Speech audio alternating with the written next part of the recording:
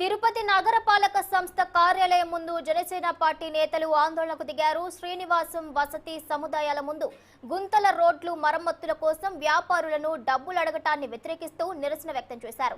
ఇక smart city అని చెప్పుకునే కార్పొరేషన్ అధికారులకి మరమ్మతులకి కార్పొరేషన్లో డబ్బులు లేవనడం విడ్డూరంగా ఉందని ఎద్దేవా చేశారు.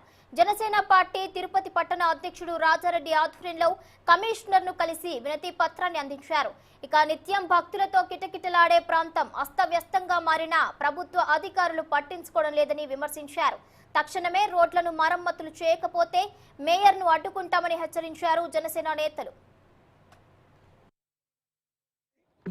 అవార్డులు తీసుకోవడం కాదు, ఈ యొక్క కార్పొరేషన్ అధికారులు కానివ్వండి, కార్పొరేటర్లు కానివ్వండి, మేయర్ గారు కానివ్వండి, తిరుపతిలో గత నెల రోజులకి పైగా ఈ విధంగా తవ్వేసి నెలకి పైగా నిత్యం యాత్రికులు తిరిగే ప్రదేశం తిరుపతి నడి సెంటర్లో ఈ విధంగా తవ్వేసి వర్క్ చేయమంటే కార్పొరేషన్ దగ్గర డబ్బులు లేవు, మీ లాడ్జులు యజమానులు అందరూ కలుసుకొని ఒక్కొక్క లాడ్జికి ఇంత లెక్కన చొప్పున లెక్కన డబ్బులు ఇవ్వండి, మేము పనిచేస్తామని చెప్పి ఈ అధికారులు లాడ్జ్ యజమానులని దబాయించడం జరిగింది.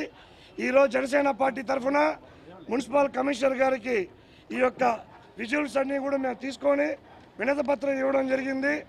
వీళ్ళు కానీ వెంటనే స్పందించి ఆ రోడ్లన్నీ కూడా మరమ్మతులు చేయకపోతే జనసేన పార్టీ కార్పొరేషన్ కార్యాలయం ముట్టడిస్తామని చెప్పి కూడా ఈ యొక్క అధికారులని, కార్పొరేటర్లని, మేయర్